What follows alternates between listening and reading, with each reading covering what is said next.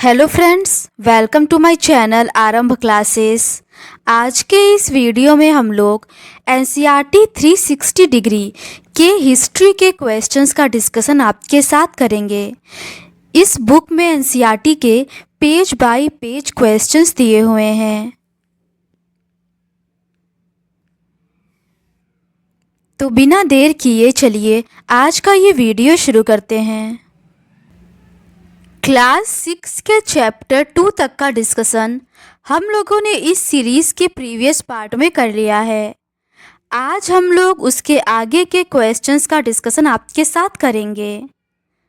आगे के प्रश्न चैप्टर 3 आरंभिक नगर से संबंधित है। फर्स्ट क्वेश्चन है, निम्नलिखित में से सही कथन का चयन करें। पहला है, लगभग 150 साल पहले रेलवे लाइन बिछाने के क्रम में हड़प्पा पुरास्थल की खोज हुई। दूसरा है, हड़प्पा स्थल पाकिस्तान के पंजाब प्रांत में स्थित है। इसका सही आंसर है ऑप्शन सी, पहला और दूसरा दोनों सही है। लगभग 150 साल पहले जब पंजाब में पहली बार रेलवे लाइन बिछाने जा रही थी तो इस काम में जुटे इंजीनियरों को अचानक हड़प्पा पुरास्थल मिला जो आधुनिक पाकिस्तान में है। उन्होंने सोचा कि यह एक ऐसा खंडहर है जहां से अच्छी ईंटें मिलेगी। ये सोचकर वे हड़प्पा के खंडहरों से हजारों ईंटें उखाड़ ले गए, जिससे उन्होंने रेलवे लाइन बिछाई। इससे कई इमारतें पूरी तरह से नष्ट हो गईं। अगला प्रश्न है, निम्न में से हड़प्पा सभ्यता का निर्माण कब हुआ था? इसका सही आंसर है ऑप्शन ए, 4700 साल पहले। लगभग 80 साल पहले पुरातत्वविदों ने इस स्थल को ढूंढा और तब पता चला कि यह खंडहर उपमहाद्वीप के सबसे पुराने शहरों में से एक है। चूंकि इस नगर की खोज सबसे पहले हुई थी, इसीलिए बाद में मिलने वाले इस सभी पुरास्थलों में जो इमारतें और चीज़ें मिली उन्हें हड़प्पा सभ्यता की इमारतें कहा गया। इन शहरों का निर्माण लगभग 4700 साल पहले हुआ था। अगला प्रश्न है, निम्नलिखित में से हड़प्पा सभ्यता की नगरों की विशेषता क्या सही नहीं है? इसका सही आंसर है ऑप्शन सी, इस सभ्यता में इमारतों को बनाने में कच्ची ईंटों का प्रयोग किया जाता है। ये गलत है। इस सभ्यता में इमारतों को बनाने के लिए पक्की ईंटों का प्रयोग किया गया था। हड़प्पा एक नगरीय सभ्यता थी। ये सही है। इस सभ्यता के कई नगर पश्चिमी भाग और पूर्वी भागों में बटे हुए थे। ये भी सही है। और इस सभ्यता में ऊंचाई वाले भाग को नगर दुर्ग और निचले भाग को निचले नगर कहा गया है। ये भी सही है।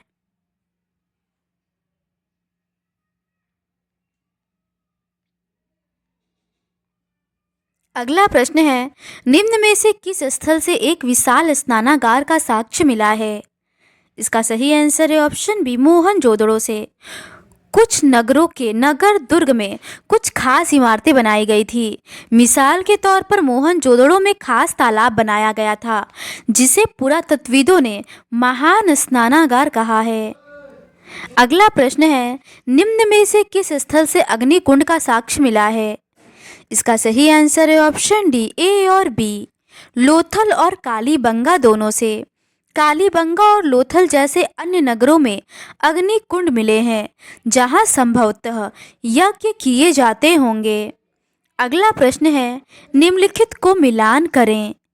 इसका सही आंसर है ऑप्शन सी, हड़प्पा से R37 मिला है, मोहनजोदड़ो से स्नानागार मिला है, कालीबंगा से मुहरें मिली हैं और लोथल से बंदरगाह मिला है। कुछ नगरों के नगर दुर्ग में कुछ खास इमारतें बनाई गई थी। मिसाल के तौर पर मोहनजोदड़ो में खास तालाब बनाया गया था जिसे पुरातत्वविदों ने महान स्नानागार कहा है। इस तालाब को बनाने में ईंट और प्लास्टर का इस्तेमाल किया गया था। इसमें पानी का रिसाव रोकने के लिए प्लास्टर के ऊपर चारकोल की परत चढ़ाई गई थी। इस सरोवर में दो तरफ से उतरने के लिए सीढ़ियां बनाई गई थी और चारों ओर कमरे बनाए गए थे। इसमें भरने के लिए पानी कुएं से निकाला जाता था। उपयोग के बाद इसे खाली कर दिया जाता था। शायद यहाँ विशिष्ट नागरिक विशेष अवसरों पर स्नान किया करते थे। कालीबंगा और लोथल जैसे अन्य नगरों में अग्नि कुंड मिले हैं जहां संभवतः यज्ञ किए जाते होंगे। हड़प्पा, मोहनजोदड़ो और लोथल जैसे कुछ नगरों में बड़े बड़े भंडार गृह मिले हैं। मोहनजोदड़ो से स्नानागार मिला है। मोहनजोदड़ो में मिला महान स्नानागार हड़प्पा सभ्यता की सबसे प्रसिद्ध संरचनाओं में से एक है। हड़प्पा से R37 मिला है। कालीबंगा में मिली कब्रों में से कुछ R37 नंबर लिखा था जो उन्हें पहचानने में मदद करता है।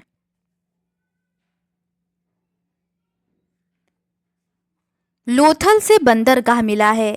लोथल सिंधु घाटी सभ्यता का एकमात्र ज्ञात बंदरगाह शहर है और यहाँ यह गोदी भी मिली है। कालीबंगा से मुहरें मिली हैं। अगला प्रश्न है, निम्न में से सही कथन का चयन करें। पहला है, हड़प्पा सभ्यता में गहने और बर्तन अधिकतर पत्थर, शंख, तांबे, कांसे, सोने और चांदी जैसी धातुओं से बनाई जाती हैं। दूसरा है, इस सभ्यता के लोग धातुओं की मोहरें बनाते थे जिस पर पक्षियों का चित्र हुआ करता था।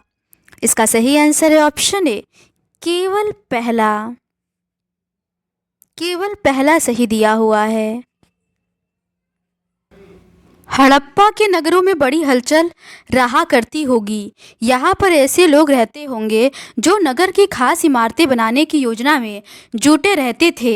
ये संभवतः यहाँ के शासक थे। यह भी संभव है कि ये शासक लोगों को भेजकर दूर दूर से धातु, बहुमूल्य पत्थर और अन्य उपयोगी चीज़ें मंगवाते थे। शायद शासक लोग खूबसूरत मनकों तथा सोने चांदी से बने आभूषणों जैसी कीमती चीज़ों को अपने पास रखते होंगे।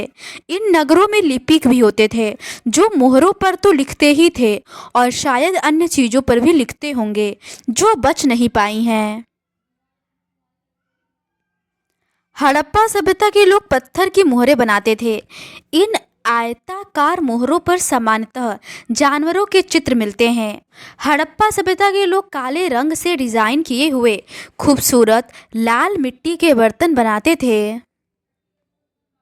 अगला प्रश्न है, हड़प्पा सभ्यता के लोग लाल मिट्टी के बर्तन बनाने के लिए किस रंग का प्रयोग करते थे?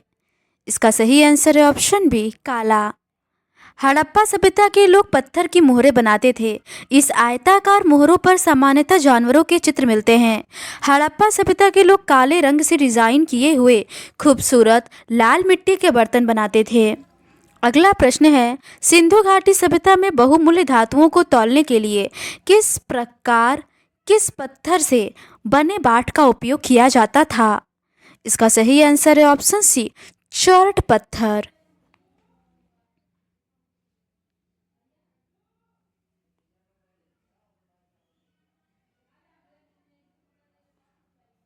अगला प्रश्न है, जो किसी खास चीज को बनाने के लिए खास प्रशिक्षण लेता है उसे डैश कहते हैं।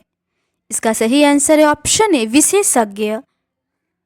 विशेषज्ञ उसे कहते हैं जो किसी खास चीज को बनाने के लिए प्रशिक्षण लेता है, जैसे पत्थर तराशना, मनके चमकाना या फिर मोहरों पर पच्चीकारी करना आदि।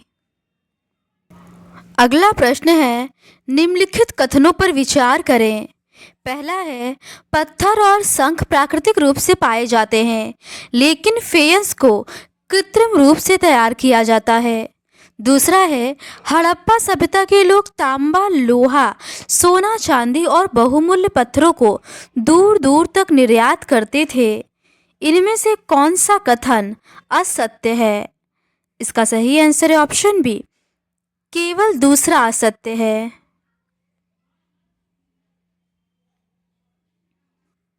पत्थर और शंख प्राकृतिक तौर पर तैयार किए जाते हैं लेकिन फेयंस को कृत्रिम रूप से तैयार किया जाता है।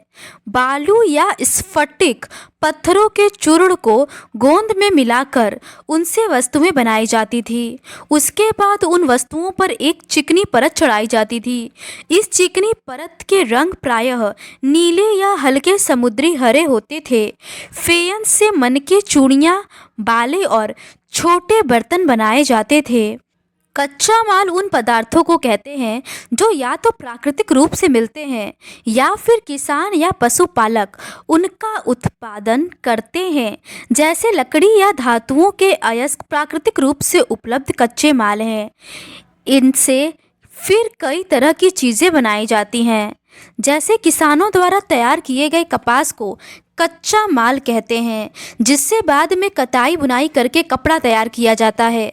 हड़प्पा के लोगों को कई चीज़ें वहीं मिली थी, लेकिन तांबा, लोहा, सोना, चांदी और बहुमूल्य पत्थरों जैसे पदार्थों का वे दूर दूर से आयात करते थे।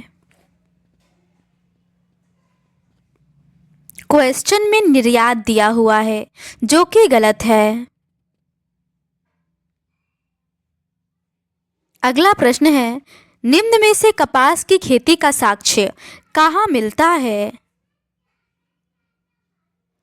इसका सही आंसर है ऑप्शन ए, मेहरगढ़।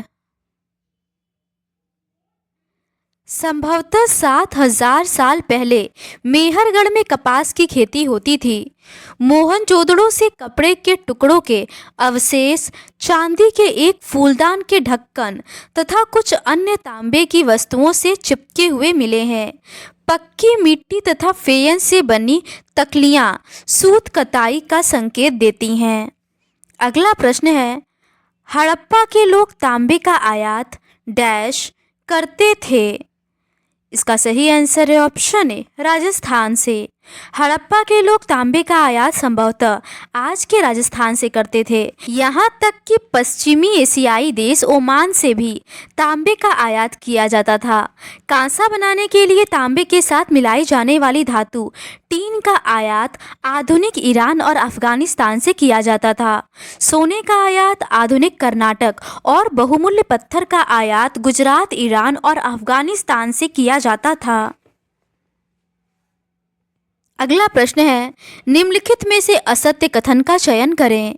पहला है, हड़प्पाई लोग पश्चिम एशियाई देश ओमान से भी तांबे का निर्यात करते थे। दूसरा है, कांसा बनाने के लिए तांबे के साथ जस्ता को मिलाया जाता था।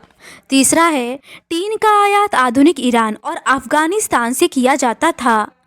इसका सही आंसर है ऑप्शन बी, पहला दूसरा दोनों असत्य है। हड़प्पा के लोग तांबे का आयात संभवतः आज के राजस्थान से करते थे। यहाँ तक कि पश्चिम एशियाई देश ओमान से भी तांबे का आयात किया जाता था। कांसा बनाने के लिए तांबे के साथ मिलाई जाने वाली धातु टीन का आयात आधुनिक ईरान और अफगानिस्तान से किया जाता था। सोने का आयात आधुनिक कर्नाटक और बहुमूल्य पत्थर का आयात गुजरात, ईरान और अफगानिस्तान से किया जाता था। अगला प्रश्न है, निम्न में से हड़प्पा स्थल धोलावीरा बसा हुआ है। इसका सही आंसर है ऑप्शन बी, गुजरात में। गुजरात में हड़प्पा कालीन नगर का सूक्ष्म निरीक्षण कच्छ के इलाकों में खदीर बेत के किनारे धोलावीरा नगर बसा है। वहाँ साफ पानी मिलता था और जमीन उपजाऊ थी। जहाँ हड़प्पा सभ्यता के कई नगर 2 भागों में विभक्त थे, वहीं धोलावीरा नगर को 3 भागों में बांटा गया था। अगला प्रश्न है, निम्नलिखित में से सही कथन का चयन करें। पहला है, हड़प्पा स्थल धोलावीरा गुजरात के कच्छ में बसा हुआ नगर था। दूसरा है, धोलावीरा नगर 3 भागों में बांटा गया था। तीसरा है, धोलावीरा नगर साबरमती नदी के किनारे बसा हुआ था। इसका सही आंसर है ऑप्शन ए, पहला और दूसरा सही है। गुजरात में हड़प्पा कालीन नगर का सूक्ष्म निरीक्षण कच्छ के इलाके में खदीर बेत के किनारे धोलावीरा नगर बसा है। वहाँ साफ पानी मिलता था और जमीन उपजाऊ थी। जहाँ हड़प्पा सभ्यता के कई नगर दो भागों में विभक्त थे, वहीं धोलावीरा नगर को 3 भागों में बांटा गया था। इसके हर हिस्से के चारों ओर पत्थर की ऊंची ऊंची दीवार बनाई गई थी। इसके अंदर जाने के लिए बड़े बड़े प्रवेश द्वार थे।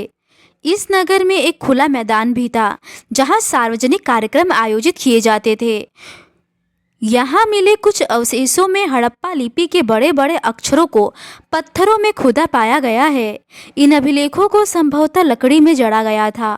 यह एक अनोखा अवशेष है क्योंकि आमतौर पर हड़प्पा के लेख मुहर जैसी छोटी वस्तुओं पर पाए जाते हैं। गुजरात की खंबात की खाड़ी से मिलने वाली साबरमती की एक उपनदी के किनारे बसा लोथल नगर ऐसे स्थान पर बसा था जहां कीमती पत्थर जैसे कच्चा माल आसानी से मिल जाता था। अगला प्रश्न है, हड़प्पा स्थल धोलावीरा निम्न में से किस नदी के तट पर बसा हुआ है? इसका सही आंसर है ऑप्शन ए, लूनी नदी। गुजरात की खंबात की खाड़ी में मिलने वाली साबरमती की एक उपनदी के किनारे बसा लोथल ऐसे स्थान पर बसा है जहां कीमती पत्थर जैसे कच्चा माल आसानी से मिल जाता था। यह पत्थरों, शंखों और धातुओं से बनाई गई चीज़ों का एक महत्वपूर्ण केंद्र था। इस नगर में एक भंडार गृह भी था। इस भंडार गृह से कई मुहरे और मुद्रांकन या मुहर बंदी मिले हैं। धोलावीरा सिंधु घाटी सभ्यता से संबंधित एक महत्वपूर्ण स्थल है जो लूनी नदी के किनारे स्थित है। अगला प्रश्न है, निम्नलिखित में से हड़प्पा सभ्यता का अंत कैसे हुआ? पहला है जंगलों का विनाश हो गया, दूसरा है शासकों का नियंत्रण समाप्त, तीसरा है कुछ इलाकों में बाढ़ आ गई, चौथा है भूतात्विक परिवर्तन। इसका सही आंसर है ऑप्शन सी, पहला, दूसरा और चौथा।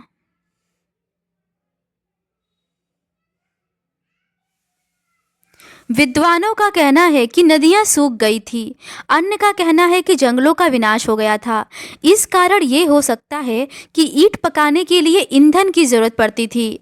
इसके अलावा मवेशियों के बड़े बड़े झुंडों से चारागाह और घास वाले मैदान समाप्त हो गए होंगे। कुछ इलाकों में बाढ़ आ गई, लेकिन इन कारणों से यह स्पष्ट नहीं हो पाता है कि सभी नगरों का अंत कैसे हो गया, क्योंकि बाढ़ और नदियों के सूखने का असर कुछ ही इलाकों में हुआ होगा। ऐसा लगता है कि शासकों का नियंत्रण समाप्त हो गया। जो भी हुआ हो, परिवर्तन का असर बिल्कुल साफ दिखाई देता है। आधुनिक पाकिस्तान के सिंध और पंजाब की बस्तियां उखड़ गई थी। कई लोग पूर्व और दक्षिण के इलाकों में नई और छोटी बस्तियों में जाकर बस गए। आगे के प्रश्न चैप्टर 4 क्या बताती हैं हमें किताबें और कब्रें से संबंधित है। पहला प्रश्न है, वेद कितने प्रकार के होते हैं? इसका सही आंसर है ऑप्शन सी, 4 प्रकार के। वेद 4 प्रकार के होते हैं, ऋग्वेद, सामवेद, यजुर्वेद और अथर्ववेद। ऋग्वेद सबसे पुराना वेद है जिसकी रचना लगभग 3500 साल पहले हुई। अगला प्रश्न है, निम्नलिखित में से वेदों के संदर्भ में कौन सा कथन सत्य है? पहला है, वेदों में सबसे पुराना वेद ऋग्वेद है। दूसरा है, ऋग्वेद में 1000 से ज़्यादा प्रार्थनाएं हैं। तीसरा है, ऋग्वेद में रचना लगभग 3500 साल पहले हुई। चौथा है, ऋग्वेद की लिपि ब्राह्मी लिखी गई है। इसका सही आंसर है ऑप्शन डी, पहला, दूसरा और तीसरा सही है। वेद 4 हैं, ऋग्वेद, सामवेद, यजुर्वेद तथा अथर्ववेद। सबसे पुराना वेद है ऋग्वेद, जिसकी रचना लगभग 3500 साल पहले हुई। ऋग्वेद में 1000 से ज़्यादा प्रार्थनाएं हैं जिन्हें सूक्त कहा गया है। सूक्त का मतलब है अच्छी तरह से बोला गया। ये विभिन्न देवी देवताओं की स्तुति में रचे गए हैं। इनमें से 3 देवता बहुत महत्वपूर्ण है, अग्नि, इंद्र और सोम। अग्नि आग के देवता, इंद्र युद्ध के देवता है और सोम एक पौधा है जिससे एक खास पेय बनाया जाता है। वैदिक प्रार्थनाओं की रचना ऋषियों ने की थी। आचार्य विद्यार्थियों को इन अक्षरों, शब्दों और वाक्यों में बांटकर सस्वर पाठ द्वारा कंठस्थ करवाते थे। अधिकांश सूक्तों के रचयिता सीखने और सिखाने वाले पुरुष थे। कुछ प्रार्थनाओं की रचना महिलाओं ने भी की थी। ऋग्वेद की भाषा प्राक संस्कृत या वैदिक संस्कृत कहलाती थी।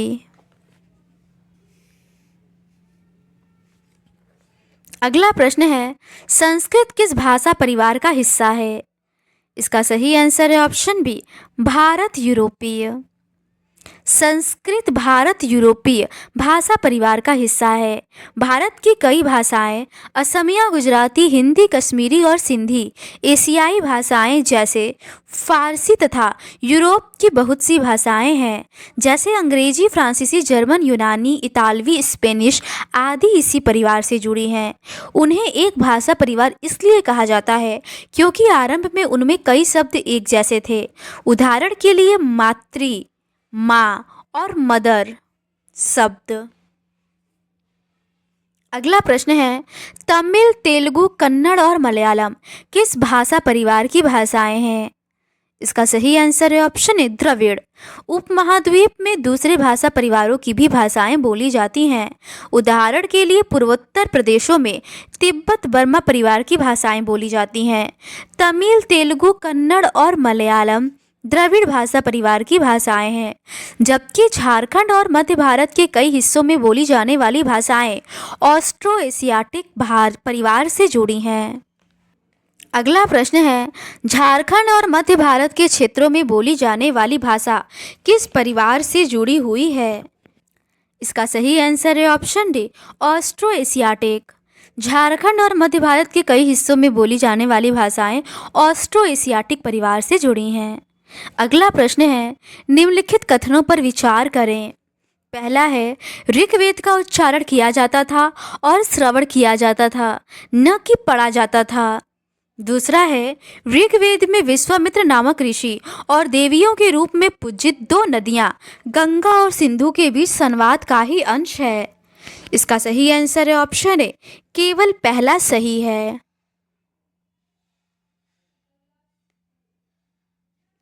ऋग्वेद का उच्चारण किया जाता था और श्रवण किया जाता था, न कि पढ़ा जाता था। रचना के कई सदियों बाद इसे पहली बार लिखा गया। इसे छापने का काम तो मुश्किल से 200 साल पहले हुआ। इतिहासकार पुरातत्ववेदाओं की तरह ही अतीत के बारे में जानकारी इकट्ठा करते हैं, लेकिन भौतिक अवशेषों के अलावा वे लिखित स्रोतों का भी उपयोग करते हैं। ऋग्वेद के कुछ सूक्त वार्तालाप के रूप में हैं। विश्वामित्र नामक ऋषि और देवियों के रूप में पूजित दो नदियां व्यास और सतलज के बीच यह संवाद एक ऐसे ही सूक्त का अंश है।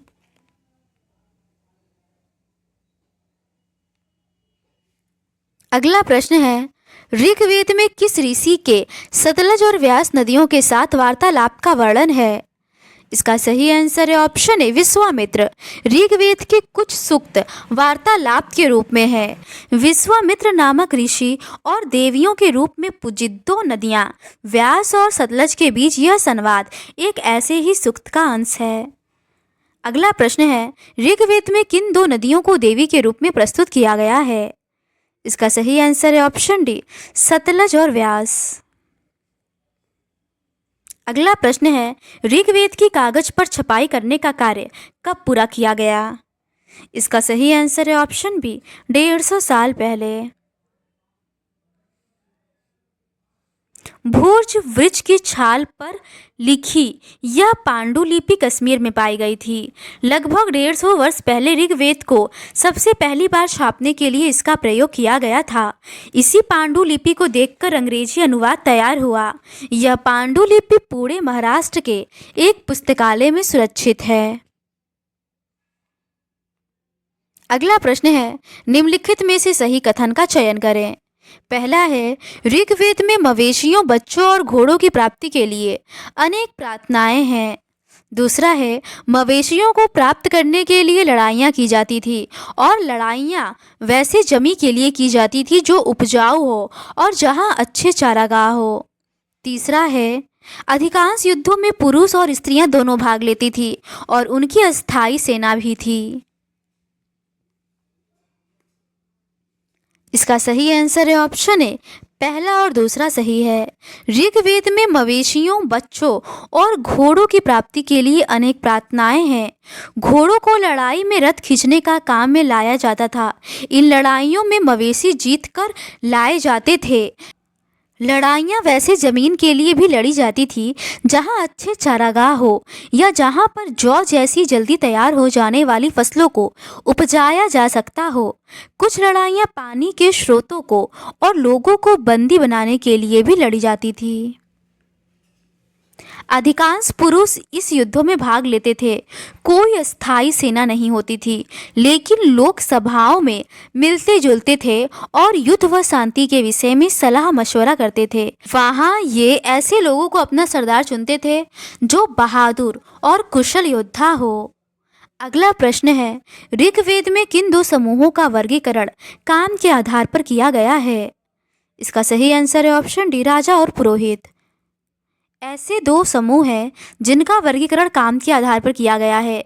पुरोहित, जिन्हें कभी कभी ब्राह्मण कहा जाता था, तरह तरह के यज्ञ और अनुष्ठान करते थे। दूसरे लोग थे राजा। अगला प्रश्न है, ऋग्वैदिक काल में घोड़ों को किस काम में लाया जाता था? इसका सही आंसर है ऑप्शन बी, लड़ाई रथ को खींचने के लिए। ऋग्वेद में मवेशियों, बच्चों और घोड़ों की प्राप्ति के लिए अनेक प्रार्थनाएं हैं। घोड़ों को लड़ाई में रथ खींचने के काम में लाया जाता था। इन लड़ाइयों में मवेशी जीतकर लाए जाते थे। अगला प्रश्न है, ऋग्वैदिक काल में जनता या पूरे समुदाय के लिए किस शब्द का प्रयोग किया जाता था? इसका सही आंसर है ऑप्शन डी, ए और बी, विश और जन। जनता या पूरे समुदाय के लिए दो शब्दों का इस्तेमाल होता था। जन, जिसका प्रयोग हिंदी व अन्य भाषाओं में आज भी होता है। दूसरा शब्द था विश, जिससे वैश्य शब्द निकला है। ऋग्वेद में विश और जनों के नाम मिलते हैं, इसीलिए हमें पुरु जन या वेश, भरत जन या वेश, यत जन या वेश जैसे कई उल्लेख मिलते हैं। अगला प्रश्न है, निम्नलिखित में से कौन सा कथन असत्य है? पहला है, ऋग्वेद में जिन लोगों ने प्रार्थनाओं की रचना की उन्हें आर्य कहते हैं। दूसरा है, ऋग्वेद में पूरे समुदाय के लिए विश और जन का प्रयोग किया जाता है। तीसरा है, ऋग्वैदिक काल में राजा की मृत्यु के बाद उनका बेटा अपने आप शासक बन जाता था। चौथा है, दस्यु वे लोग थे जो यज्ञ नहीं करते थे और आर्य लोग अपने विरोधियों को दस्यु कहा करते थे।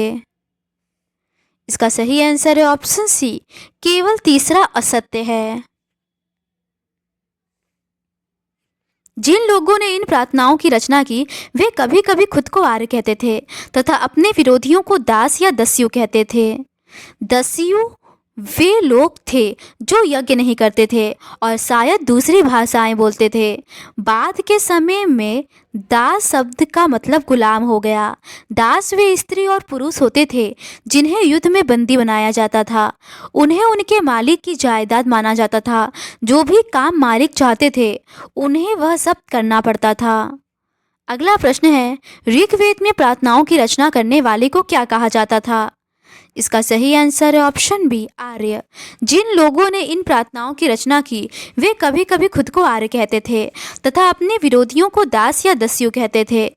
दस्यु वे लोग थे जो यज्ञ नहीं करते थे और शायद दूसरी भाषाएं बोलते थे। अगला प्रश्न है, महापाषाण बनाने की प्रथा कब शुरू हुई थी? इसका सही आंसर है ऑप्शन ए, 3000 साल पहले। ये शिलाखंड महापाषाण के नाम से जाने जाते हैं। ये पत्थर दफन करने की जगह पर लोगों द्वारा बड़े करीने से लगाए गए थे। महापाषाण कब्रें बनाने की प्रथा लगभग 3000 साल पहले शुरू हुई। यह प्रथा दक्कन, दक्षिण भारत, उत्तर पूर्वी भारत और कश्मीर में प्रचलित थी। अगला प्रश्न है, निम्न में से कौन सा कथन सही है? पहला है, महापाषाण में गोलाकार सजाए हुए पत्थर मिले हुए हैं और कई बार अकेला खड़ा हुआ पत्थर मिलता है जो जमीन के नीचे कब्रों को दर्शाते हैं। दूसरा है महापाषाण पत्थर दफन करने की जगह पर लोगों द्वारा बड़े करीन से लगाए जाते हैं। तीसरा है मृतकों को खास किस्म के धातुओं के बर्तनों के साथ दफनाया जाता है। इसका सही आंसर है ऑप्शन बी, पहला और दूसरा सही है।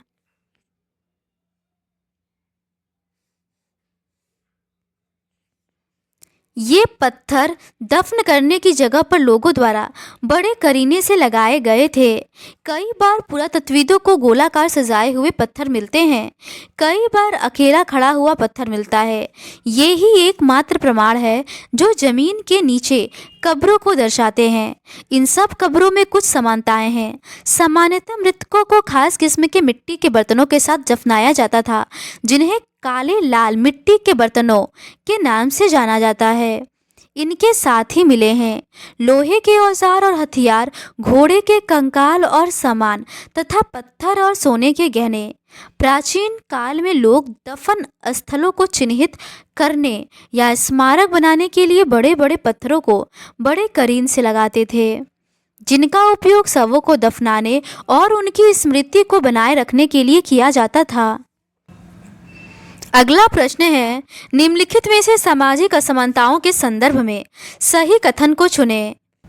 पहला कथन है महापाषाण में एक व्यक्ति के कब्र में 33 सोने के मनके और शंख पाए गए तथा दूसरे कब्र में मिट्टी के बर्तन ही पाए गए हैं। दूसरा है एक ही परिवार के लोगों को एक ही स्थान पर अलग अलग दफनाया जाता था। बाद में मरने वाले लोगों को पोर्ट होल के रास्ते कब्रों में लाकर दफनाया जाता था। इसका सही आंसर है ऑप्शन सी, पहला और दूसरा दोनों सत्य है। यहाँ एक व्यक्ति की कब्र में 33 सोने के मनके और शंख पाए गए हैं। दूसरे कंकालों के पास सिर्फ कुछ मिट्टी के बर्तन ही पाए गए हैं। यह दफनाए गए लोगों की सामाजिक स्थिति में भिन्नता को दर्शाता है। कुछ लोग अमीर थे तो कुछ लोग गरीब, कुछ लोग सरदार थे तो कुछ उनके अनुयायी। एक ही परिवार के लोगों को एक ही स्थान पर अलग अलग समय पर दफनाया गया था। बाद में मरने वालों को पोर्ट होल के रास्ते कब्रों में लाकर दफनाया जाता था। ऐसे स्थान को गोलाकार लगाए गए पत्थर या चट्टान चिन्हों का काम करते थे, जहां लोग आवश्यकता अनुसार शवों को दफनाने दोबारा आ सकते थे।